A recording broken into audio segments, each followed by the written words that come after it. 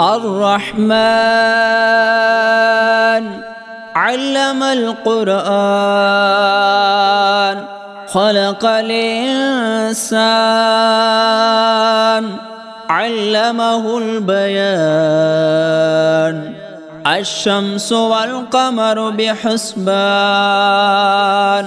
والنجم والشجر يسجدان والسماء رفعها ووضع الميزان ألا تطغوا في الميزان وأقيموا الوزن بالقسط ولا تخسروا الميزان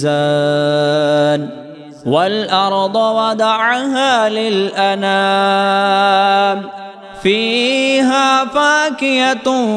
والنخل ذات الأكمام والحب ذو العصف والريحان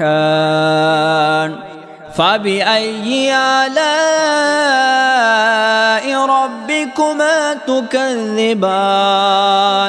خلق الإنسان من صلصال كالفخار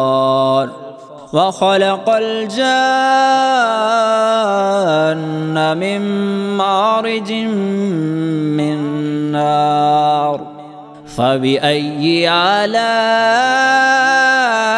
ربكما تكذبان رب المشرقين ورب المغربين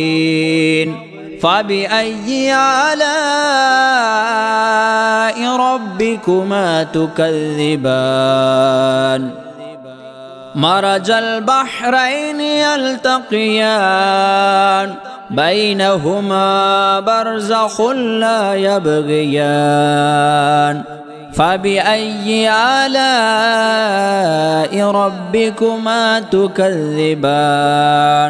يخرج منهما اللؤلؤ والمرجان فبأي آلاء ربكما تكذبان وله الجوار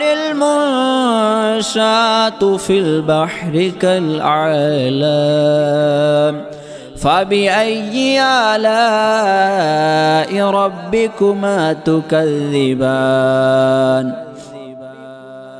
كل من عليها فان ويبقى وجه ربك ذو الجلال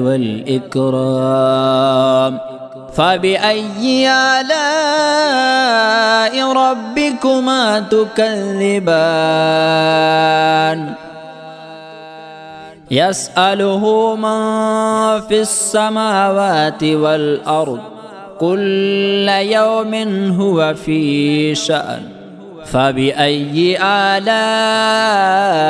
ربكما